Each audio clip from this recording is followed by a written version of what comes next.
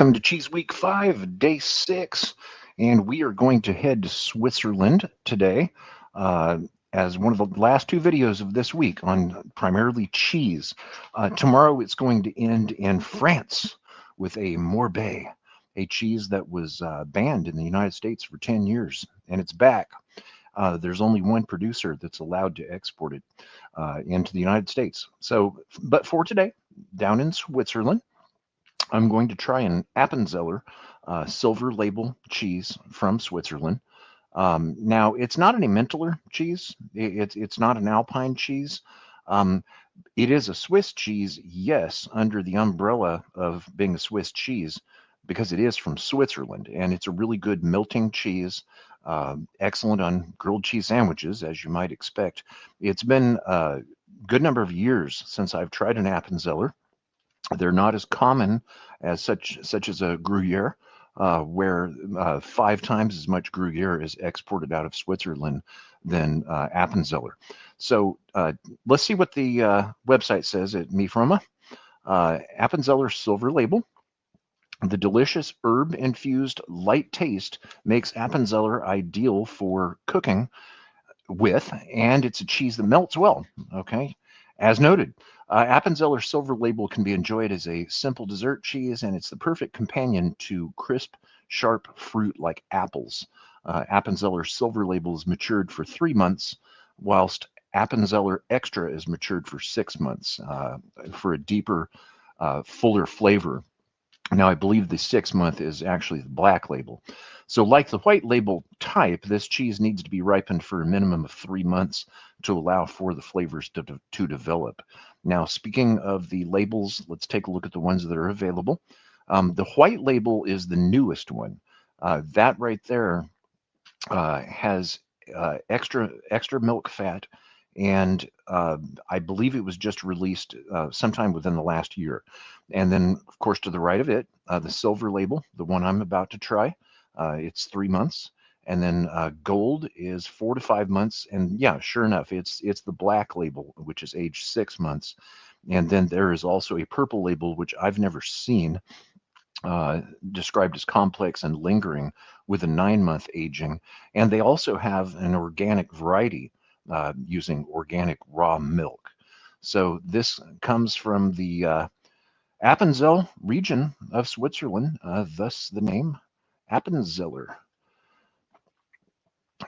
Now let's take a look at the history of Appenzeller cheese just a little bit more, and then I'm going to taste this. It has a history that spans over 700 years, and it's a traditional raw cow's milk.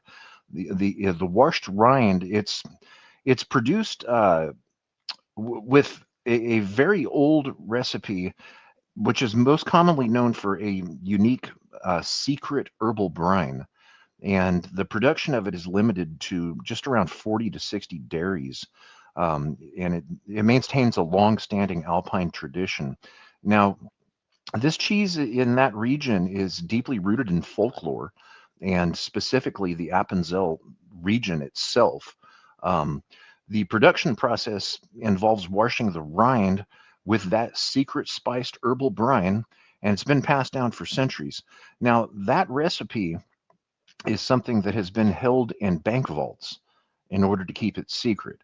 Now, it isn't so much secret anymore. I have a recipe for it, as I am a cheese maker myself. That is one of my hobbies, making my own cheese.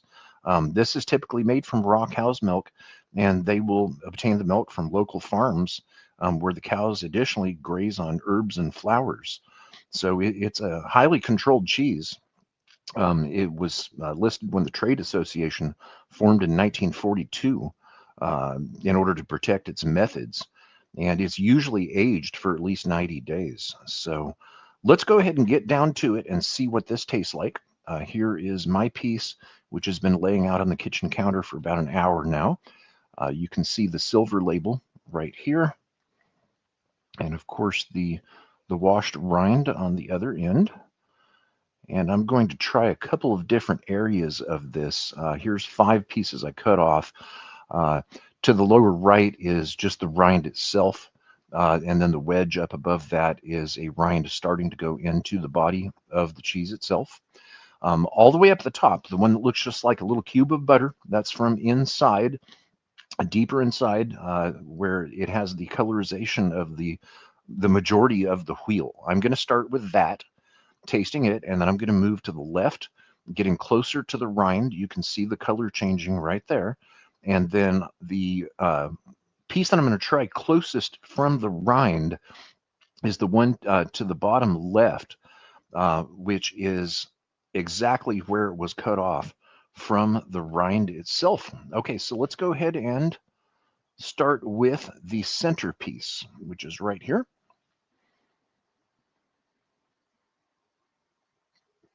It has a little bit of a farmhouse funk to it. That's the best way I can describe that. A little bit of mustiness, a little bit of barn activity going on there. Let's see what it tastes like.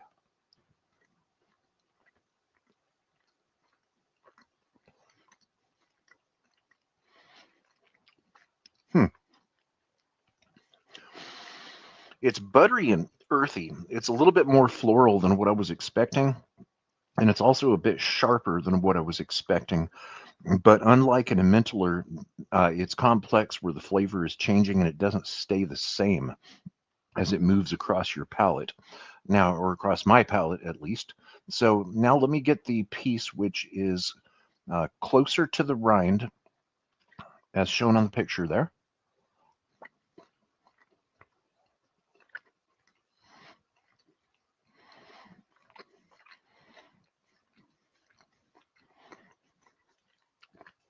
Okay, the funkiness is increasing a little bit.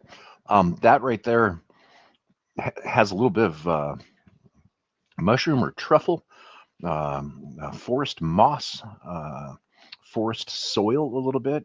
Uh, it's getting pretty exotic actually.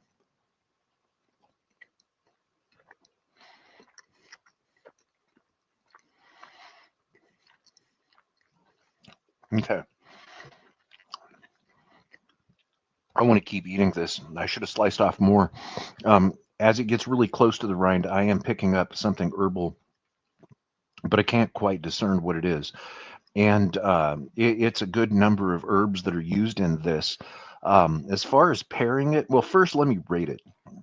Let me suggest pairing, and then I'll rate it. I want to think about this just a little bit more. As far as pairing, it may be really easy to forget that Switzerland does make wine, and they also make cider.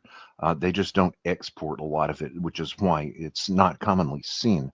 Um, in the recipe that I have, a Swiss white wine. I'm not going to say which one. A Swiss white wine is one recommendation for this secret rind rub, and another one is Swiss cider itself. So these would pair well. But as far as wine, a Pinot Noir, such as Willamette Valley, Oregon, Napa or Sonoma, French Bordeaux, anything like that would go well, or just fruit. Well, I think it mentioned pairing it with apples, fruit. This is not something that I would put mustard on or pepper or anything like that, as I like to do with cheeses, because it's complex enough on its own that it's not something that I would want to uh, add flavor to and miss the enjoyment of the way that it changes on the palate. So I'm going to rate this I'm going to rate it an 8 out of 10. I would like to try the other ones. The purple label, I would definitely like to try because I haven't seen it. And then, of course, the black label I have seen occasionally, but it's rather expensive. This one here, I believe, was 35 or 40 a pound. And once you start getting north of that, uh, I like to see some really good world-class reviews that justify that, because I think that once you get into that range, you can satisfy your palate with something such as Red Siren, formerly known as Red Witch, or in this case, MiFroma Appenzeller. Absolutely lovely. So tomorrow it's going to end in France with a Morbe, a cheese that was banned in the United States and gone for 10 years. Now it's back, and I'm going to tell you where you can get it. So if you enjoy videos like this, I do enjoy doing them. There's more to come.